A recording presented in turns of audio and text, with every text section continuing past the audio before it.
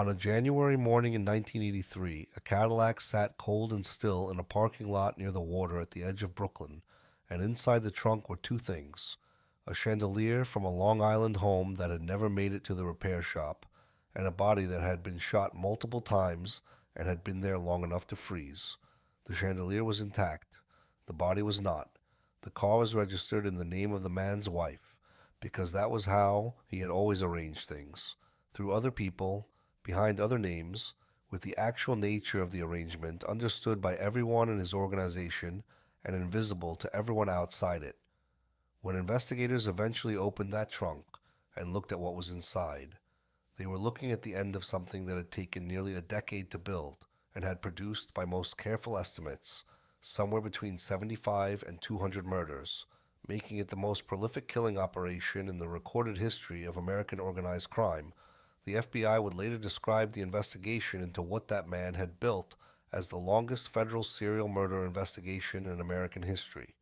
A federal prosecutor standing in a courtroom in 1989 would say that the crew this man led was the most violent ever prosecuted in federal court as far as his knowledge extended, and that what its leader had engaged in could only be described as wholesale slaughter.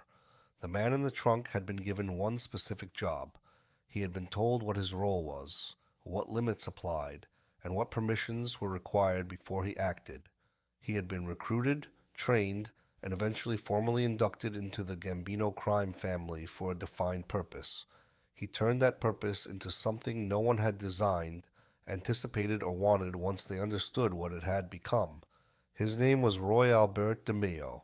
He was 42 years old, and the story of what he built in a neighborhood bar on Flatlands Avenue in Brooklyn with a crew of young men from the same streets he had grown up on is the story of an appetite that no structure, no authority, and no set of rules could contain once it had been given room to grow. Drop where you are watching from in the comments below.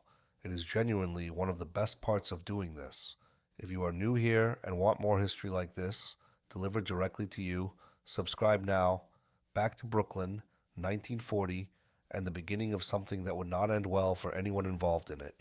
The neighborhood that produced Roy DeMeo was Flatlands, a stretch of low-rise streets in the eastern reaches of Brooklyn, where the working-class Italian immigrant families who had arrived in the early decades of the century had settled into lives organized around work, family, the church, and a specific understanding about which men in the neighborhood had real authority.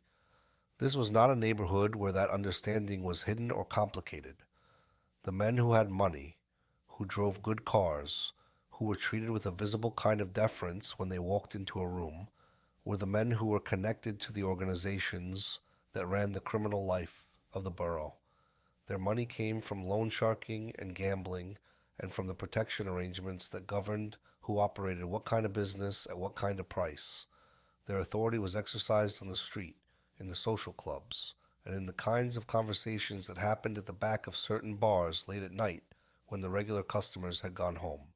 This was true of Flatlands, and it was true of the adjacent neighborhood of Canarsie, and together these two stretches of eastern Brooklyn formed a world that had its own internal logic, its own hierarchy, and its own path forward for a young man who was paying attention and who understood what the visible signals of power and status actually meant.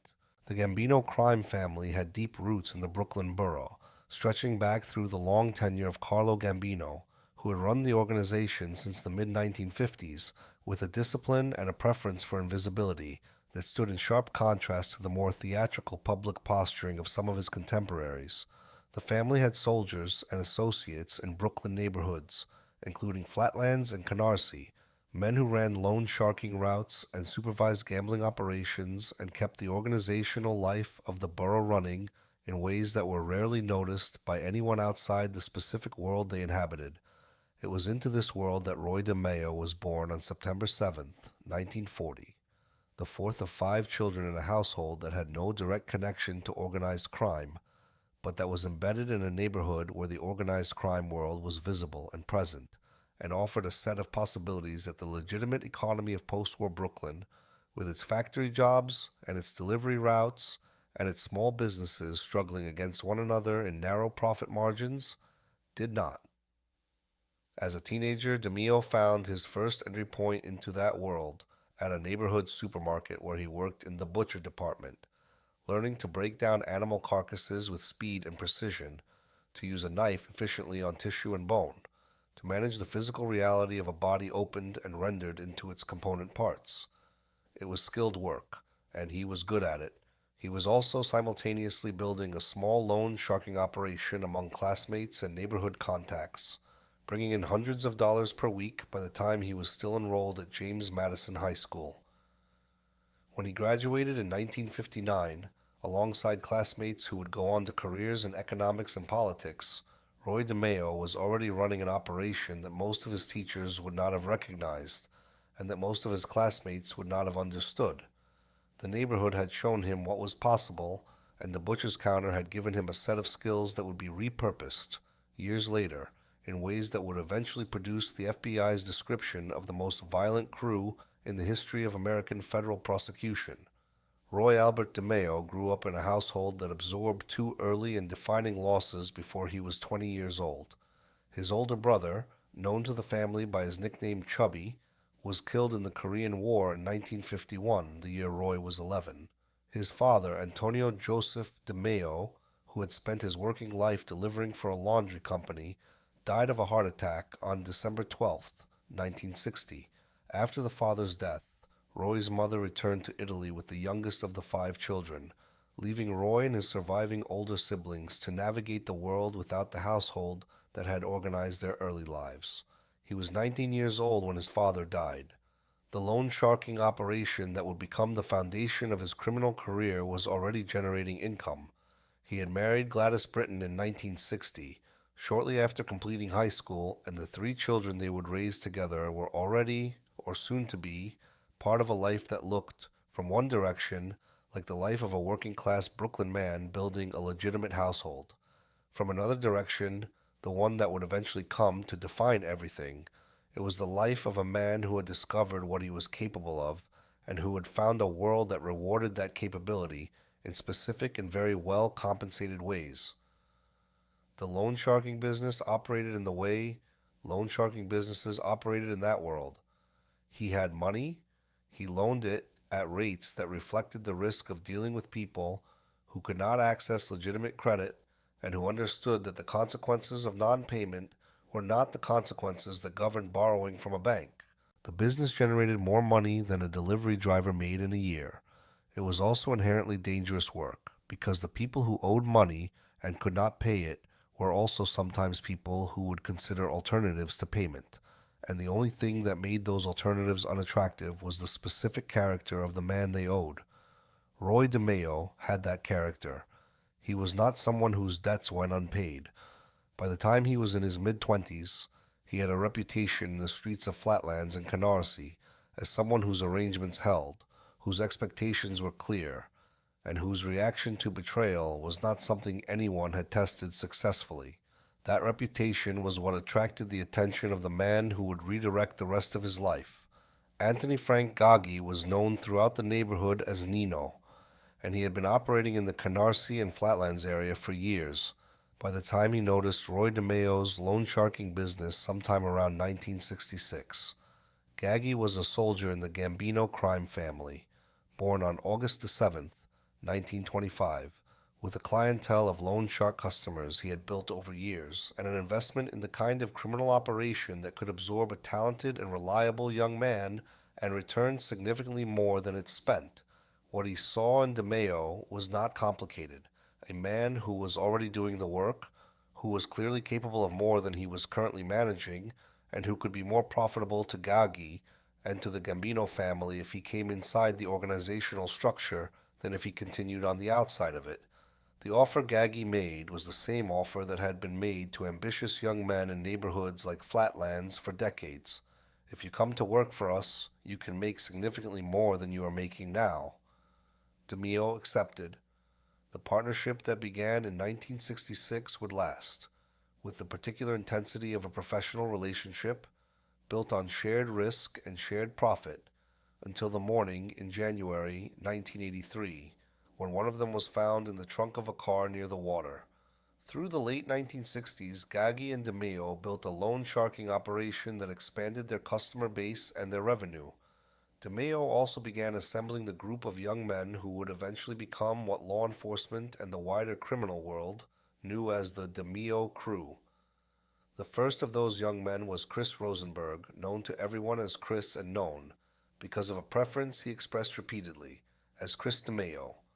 Rosenberg was 16 years old when he met DeMeo in 1966, dealing marijuana at a gas station in Canarsie. DeMeo loaned him money to deal in larger quantities and absorbed him into his operation as a partner and apprentice.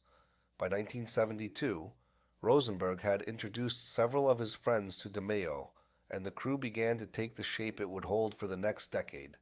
The central meeting point and headquarters for everything that followed was a bar on Flatlands Avenue in the Canarsie neighborhood of Brooklyn that DeMeo had quietly taken over.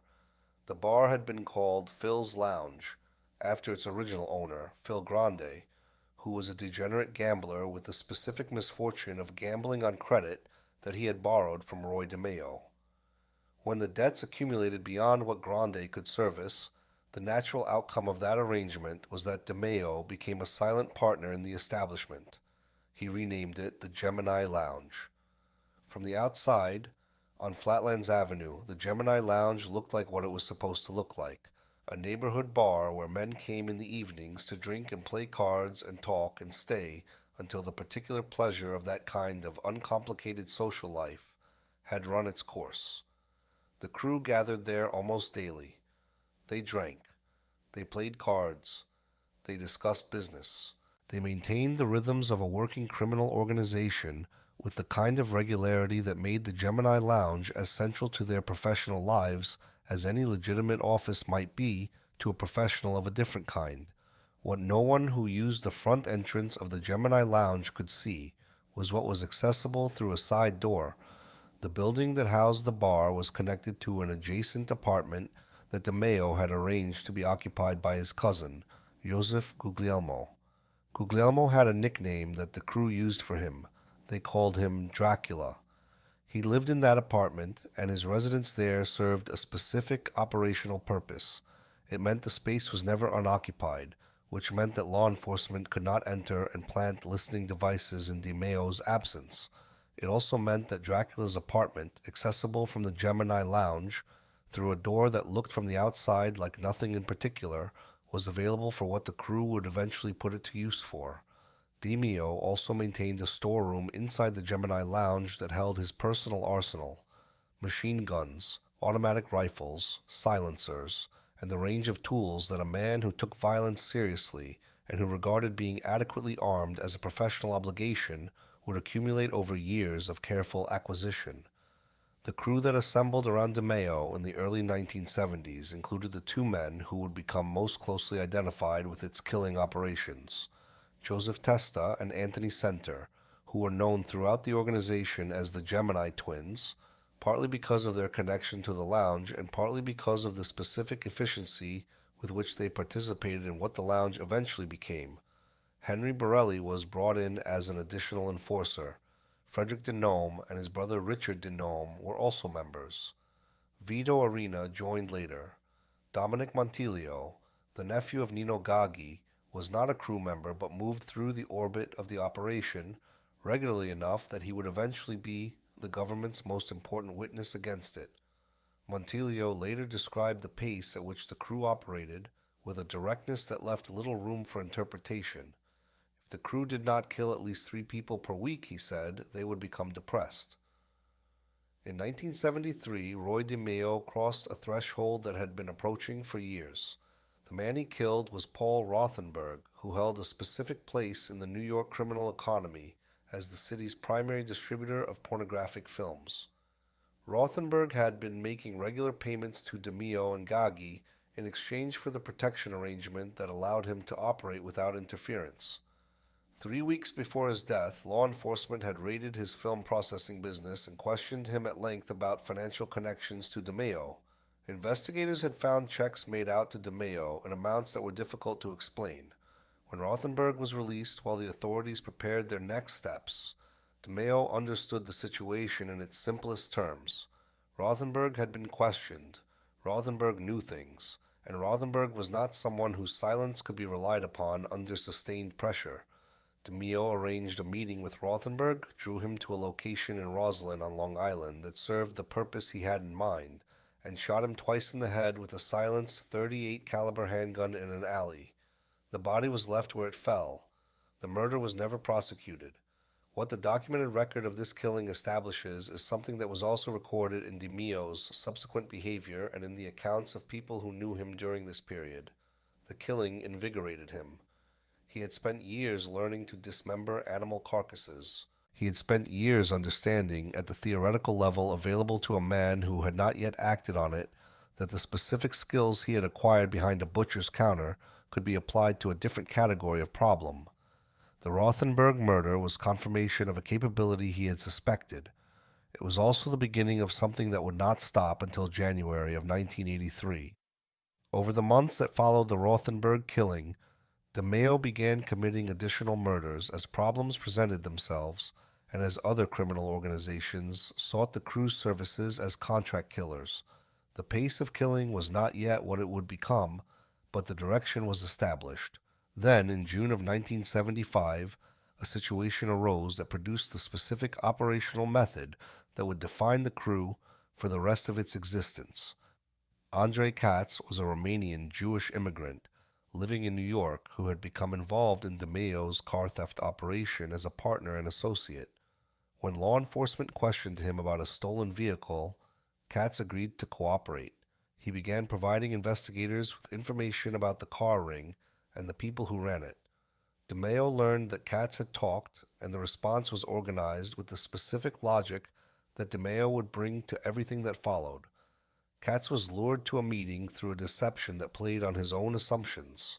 The crew had arranged for a woman to contact him and suggest a rendezvous. Katz arrived expecting something other than what was waiting.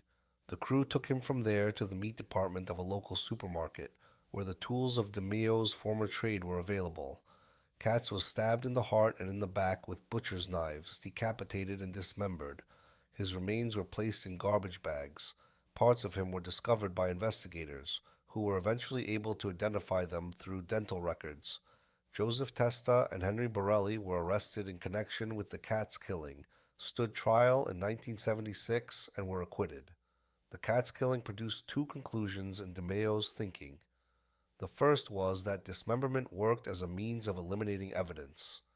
Investigators had recovered parts of the body but had been unable to build a successful prosecution, and the acquittal proved the method had merit.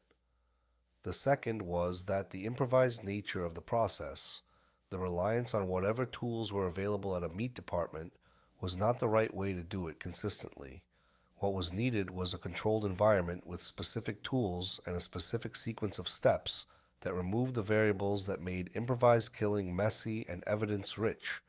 What the crew developed from those conclusions, and what cooperating witnesses including Dominic Montilio and Vito Arena would later describe in precise detail before federal courts, became known as the Gemini Method, named for the lounge where most of it was carried out. A target was brought through the side door of the bar into Dracula's apartment, which was never locked during crew operations. The person was shot in the head, usually by DeMeo, with a weapon that had been wrapped to suppress the sound. A crew member immediately wrapped a towel around the wound to control the bleeding at the source. A second crew member stabbed the victim in the heart to reduce the blood flow from the head wound. The body was then carried to the bathroom and positioned over the tub, where it was held or hung until it bled out through the drain. After the draining, the crew spread a swimming pool liner across the living room floor and laid the body on it. Working with the efficiency that Montilio and Arena both described as almost routine, some of them in their underwear to protect their clothes from the inevitable mess, they dismembered the body with saws and knives. The parts were wrapped in plastic, then placed in cardboard boxes and transported for disposal to the Flatlands Avenue dump in Brooklyn, or to locations along the water where a boat could be used to take them offshore. One victim was encased in a concrete-filled oil barrel, which was later recovered by investigators from Mauritius Bay off Long Island after Vito Arena showed them where to find it. The method was efficient. The vast majority of the crew's victims were never found. The FBI investigation eventually established that the crew was responsible for a minimum of 75 murders and possibly as many as 200 across a period of roughly a decade. Of those hundreds of people, most simply vanished. The Gemini Method was the reason. DeMeo's specific and directly applicable professional training was the reason behind the method. Behind the killing operations, running alongside them through the 1970s, was the financial enterprise that gave DeMeo his value to the Gambino family and that provided the money to run everything else. It was called the Empire Boulevard operation by the FBI agents who eventually mapped it, and it was one of the largest vehicle theft and export operations in the history of New York City. The operation worked through volume, reach, and a series of logistical arrangements that DeMeo and his crew built and refined over years. Cars were stolen across Brooklyn, Queens, and New Jersey, processed through a network of shops that removed the identifying information and prepared the vehicles for resale, and then transported to port facilities in New Jersey where they were loaded onto ships bound for buyers overseas. The primary markets were Kuwait and Puerto Rico. The number of vehicles moving through this operation and the prices that overseas buyers were willing to pay for American cars that arrived without the inconvenience of American import regulations produced revenues that were staggering by the standards of street-level criminal operations. The operation generated approximately $150,000 per week, which is roughly $7 to $8 million per year at the volume the crew was running in the late 1970s.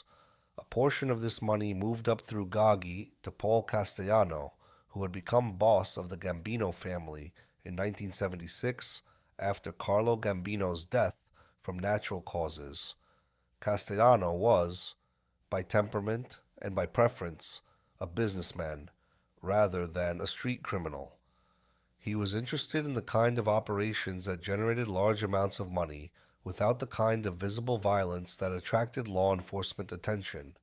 The car ring delivered exactly what he wanted, a stream of income that was substantial, that could be plausibly connected to legitimate business activity at points where legitimate business activity was needed for cover, and that did not, in its normal functioning, produce bodies in the streets. This is why Castellano tolerated Roy DeMeo for as long as he did.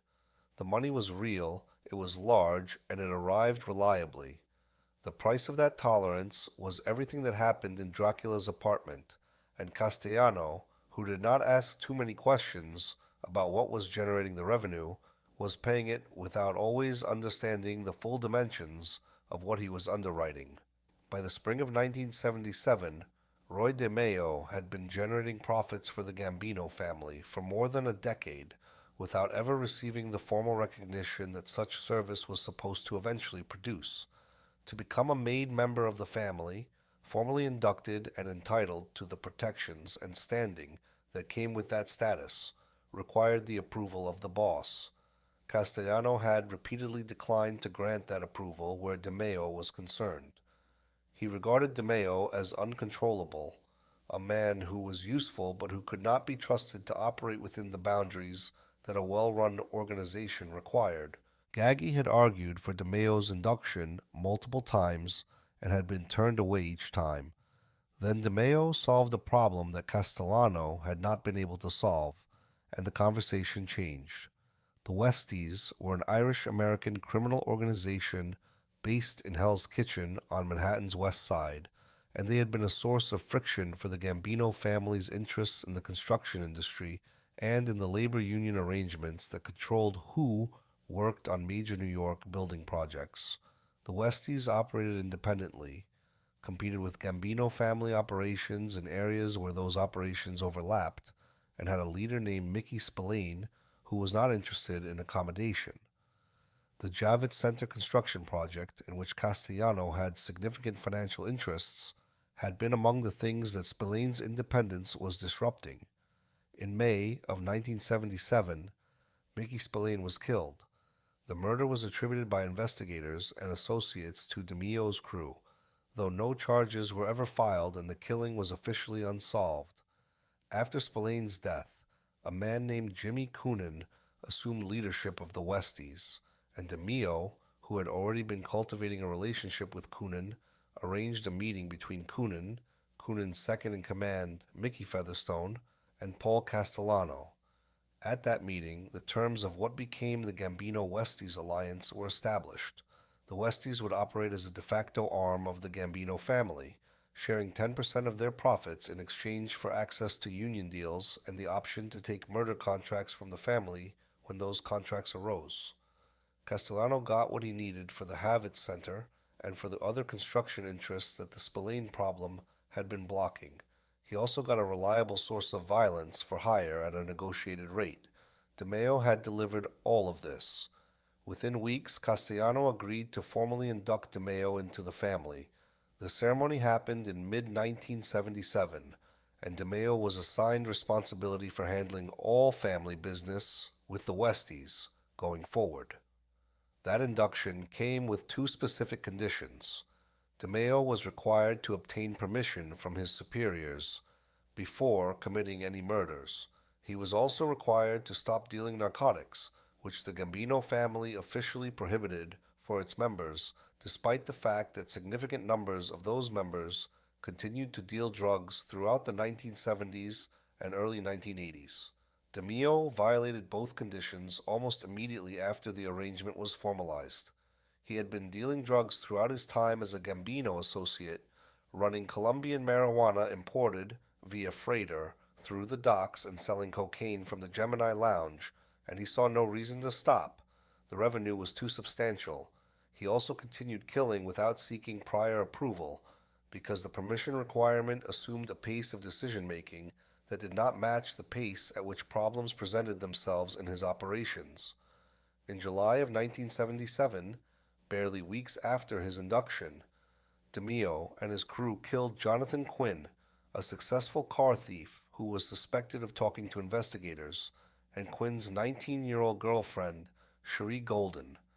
Their bodies were left where investigators could find them, as a message to anyone else considering cooperation with law enforcement. What followed over the next 2 years was an acceleration of killing that ran alongside the car theft operation and the loan sharking and the drug dealing, all of it managed from the Gemini Lounge, all of it generating money and generating bodies in roughly equal proportion. In November of 1978, DeMeo and the crew killed Danny Grillo, one of the original members, whose accumulated gambling debts and whose perceived reliability had both deteriorated to a point where DeMeo and Gaggi concluded that keeping him alive was a greater risk than the alternative. Then the Chris Rosenberg situation arrived, and with it, a sequence of events that revealed something about Roy DeMeo that all the efficient industrial body disposal of the Gemini Method had not prepared anyone around him to see. Rosenberg had traveled to Florida and brokered a drug deal with a Cuban cartel. When the cartel's representatives arrived in New York to complete the transaction, Rosenberg murdered them and took both the money and the drugs. The cartel traced the murders to the name Chris DeMeo, the name Rosenberg preferred, and the trail led from there to the Gambino family. The cartel sent a message. Rosenberg had to die, publicly, in a way that made the newspapers, or the cartel, would pursue the matter in ways that would be bad for everyone involved. Castellano and Gaggi passed the message to DeMeo. Kill Rosenberg. DeMeo stalled. He had known Chris Rosenberg since the younger man was 16 years old, had loaned him money to start his drug business, had recruited him into the crew, and taught him everything about the life they both led. The order was not in dispute. The organizational logic behind it was not in dispute. DeMeo understood both of these things fully, and for weeks he did not act. During those weeks, something happened that was not the result of any enemy or any rival or any organizational dispute. It was the result of DeMeo's own escalating paranoia, his own conviction that the Cuban cartel's reach might already be closing around him personally. He saw a car parked in front of his house in Massapequa Park on Long Island, where he lived with Gladys and their children. The car had a young man in it. DeMeo convinced himself the young man was a Cuban assassin. He was an 18-year-old named Dominic Ragucci, and he was selling vacuum cleaners door to door to pay his college tuition. DeMeo came out of the house armed. Ragucci, seeing a man approach in a manner that was not the manner of a homeowner coming to hear a sales pitch, started his car and drove. DeMeo and two crew members, Joseph Guglielmo and Frederick Dinome, got into a car and followed. What followed was a chase that covered 7 miles along Route 110 through Amityville and Farmingdale in full view of other drivers on a public road. When Ragucci's car finally became too damaged to continue, DeMeo shot him multiple times. Dominic Ragucci was killed on a public street in daylight. Other people saw it happen. DeMeo drove home. He gathered his wife and his children and moved them to a hotel in upstate New York for 2 weeks. When the family eventually returned, DeMeo learned who the young man in the car had actually been. His son Albert later described what happened. His father wept. He did not eat for several days. The man who had built a systematic process for killing people and making their bodies disappear, who had committed this process many dozens of times, was devastated by the death of an innocent college student who had been selling appliances. That contradiction is not an easy one to resolve, and it does not become easier to resolve when examined more carefully.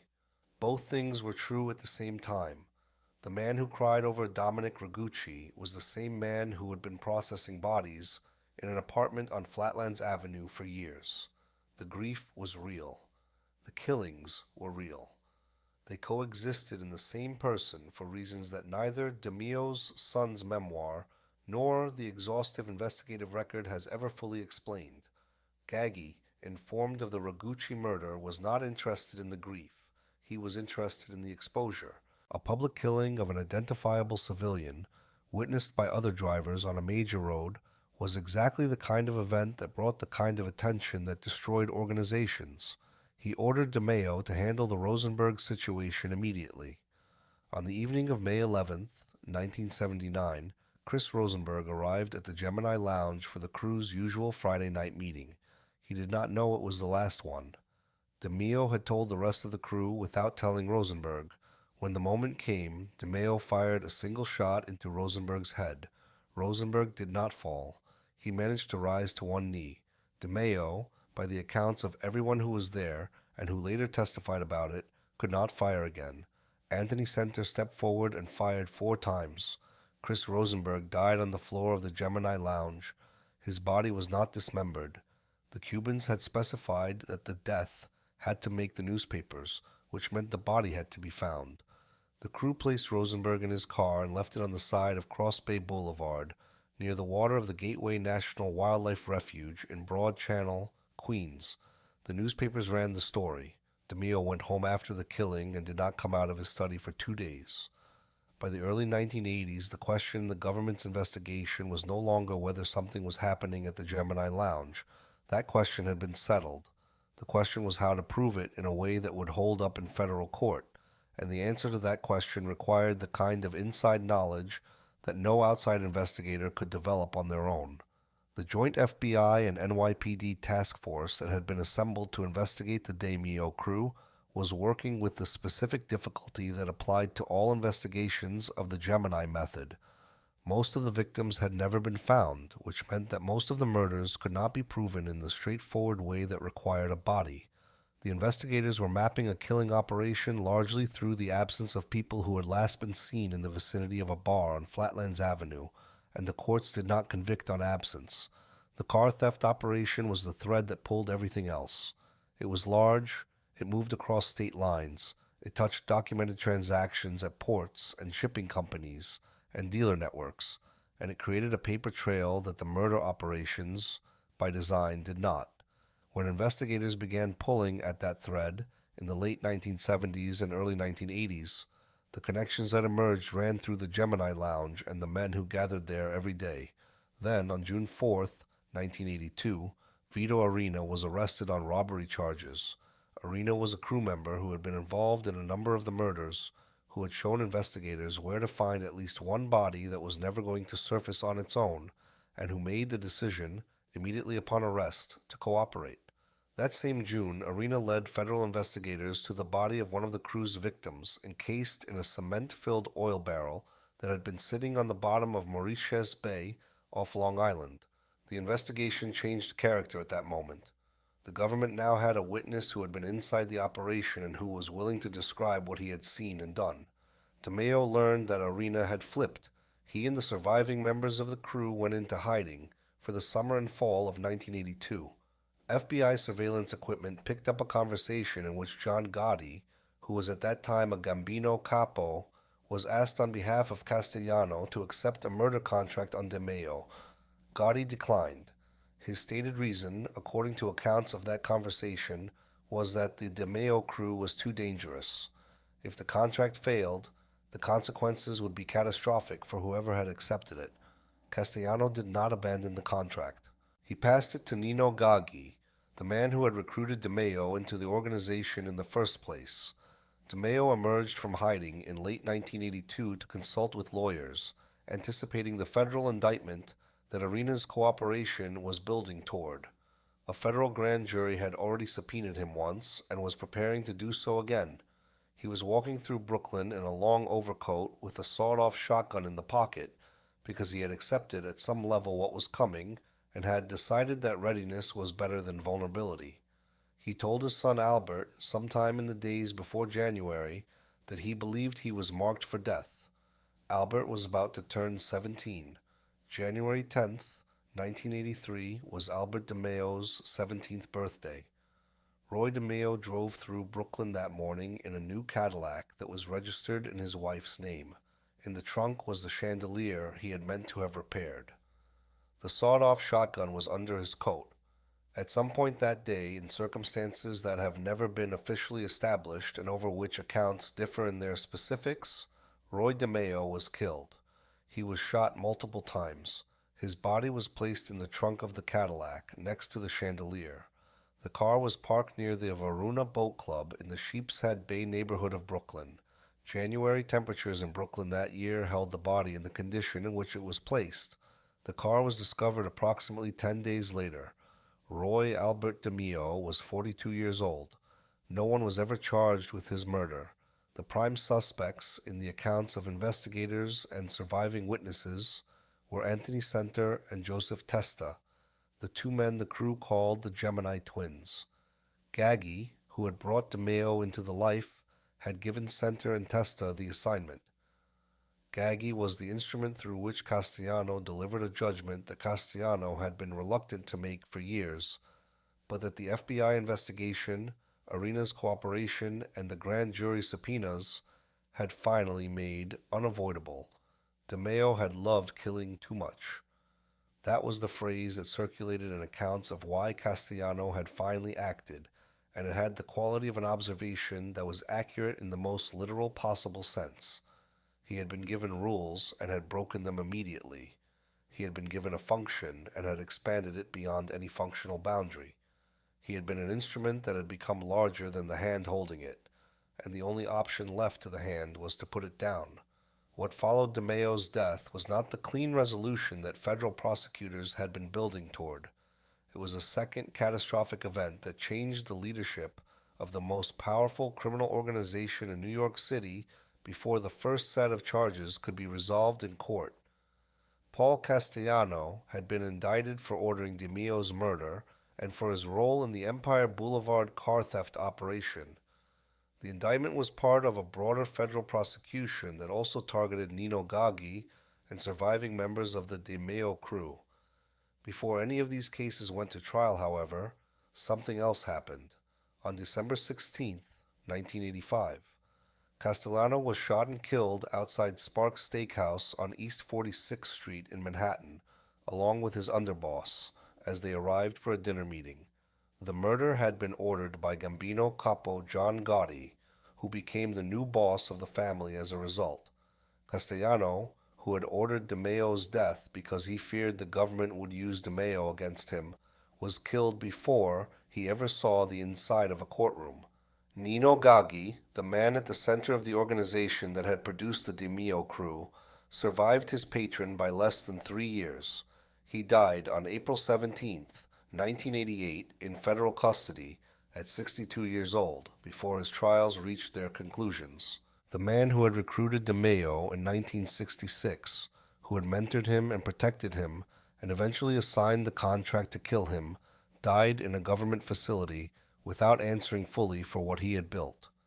The legal accounting that followed the deaths of Castellano and Gaggi fell to the surviving crew members and the witnesses who had agreed to testify against them. In March of 1986, 6 members of the DeMeo crew were convicted. Henry Borelli and one other defendant were found guilty of 2 counts of murder for killing 2 individuals who had threatened to expose the car theft operation. In June of 1989, 9 additional members were convicted. Anthony Center and Joseph Testa, the Gemini twins whose careers as the crew's most efficient killers had stretched across the full decade of the crew's operation, each received life sentences for murder plus 20 additional years for racketeering. Prosecutor William Mack, standing in the courtroom as the sentencing concluded, stated that the Roy DeMeo crew was the most violent crew ever prosecuted in federal court as far as his knowledge extended, and that its leader had engaged in wholesale slaughter. Those convictions were secured through the testimony of the men who had been inside the operation and who had chosen survival over silence. Dominic Montilio, Gaggi's nephew, had turned after learning that his uncle had placed a contract on his own life. He was placed in the witness protection program for 20 years in exchange for his testimony. Frederick Denome, who had been present for several of the crew's operations, died in what was ruled a suicide in 1989. His brother Richard Denome was murdered in 1984. Vito Arena, who had been the first to cooperate and who had led investigators to the oil barrel in Mauritius Bay, left New York after serving 6 years of an 18-year sentence and was killed in a robbery in Texas in 1991. The witnesses who had dismantled the DeMeo crew from the inside had, one by one, met endings that bore the quality of consequence. What remained, after the trials and the deaths and the sentences, was a specific question of how to measure what Roy DeMeo had built and what it ultimately meant. The comparison that investigators and prosecutors consistently reached for was Murder Incorporated, the enforcement arm of organized crime in New York in the 1930s and early 1940s, which had operated under the direction of Albert Anastasia and had become the standard against which organized crime violence in America was historically measured. The DeMeo crew, by the estimates that the government's own investigators developed, had likely exceeded that standard. 75 murders confirmed through prosecution, 200 possible by the full accounting of what the cooperating witnesses described. Albert Anastasia's organization had killed a smaller number of people over a comparable period, and they had done it with less systematic efficiency. The FBI's description of its investigation into the DeMeo crew as the longest federal serial murder investigation in American history captures something specific about the nature of what DeMeo built. Most of the people the crew killed were never found. The Gemini Method worked. The bodies that were recovered because something went wrong. A witness who surfaced, an oil barrel that was pointed out by someone who had put it there, a body left visible on Cross Bay Boulevard because an external party had specified it needed to be in the newspapers. Everything else disappeared into the Fountain Avenue dump and the waters off Long Island and the landfills and dumpsters across the 5 boroughs into which the carefully wrapped packages were distributed. The man who built this system grew up behind a butcher's counter, learning to take apart things that were larger than he was, efficiently and without waste. He became a man who kept that skill and found a different application for it.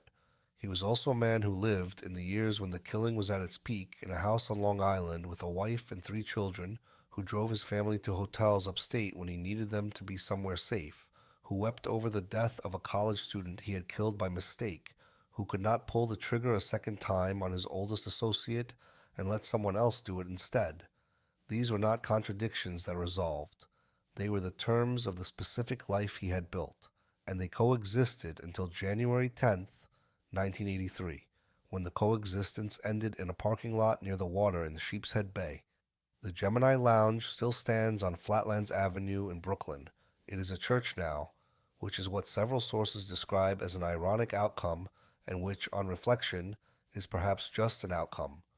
The building serves a community in the same neighborhood that produced the crew, the same streets that produced the men who gathered there every day through the 1970s, and did what they did in the apartment accessible through the side door. Albert DeMeo published a memoir in 2002 titled For the Sins of My Father that described what it was like to be the son of Roy DeMeo, to have learned at 15 that his father had prepared instructions for him to follow in the event of his sudden death, and to have spent the following 2 years watching his father grow increasingly certain that those instructions were going to be needed. The book revealed something about DeMeo that the criminal record, with its clinical enumeration of murders and indictments and disposals, could not. That he was also a man who loved his family with a particular intensity, who tried, apparently sincerely, to keep the two worlds separated, and who failed, because the world he had built on Flatlands Avenue was the kind of world that did not stay where you put it. What the Cadillac in the Sheepshead Bay parking lot contained in January of 1983 was not only a body, it contained the end of a specific arrangement that had begun with a young man accepting an offer from Nino Gaggi in 1966, and that had expanded through a decade into something that dwarfed what any of the men involved in it had originally envisioned. One job, given by an organization to a man who was good at a specific thing, had become 200 bodies by the high estimate, a decade of federal investigation, a prosecutor's statement about the most violent crew in the history of the federal courts, and a chandelier in a trunk that never made it to the repair shop. The building on Flatlands Avenue is still there. The door through which the victims entered is still there, and the organization that grew out of the same Brooklyn streets and the same set of relationships and the same post-war world that produced Roy DeMeo has had to reckon, in the decades since, with the specific legacy of what he demonstrated, that the thing a man is best at is not always the thing that should be allowed to run without restraint. Roy DeMeo was best at killing and at making the evidence of it disappear.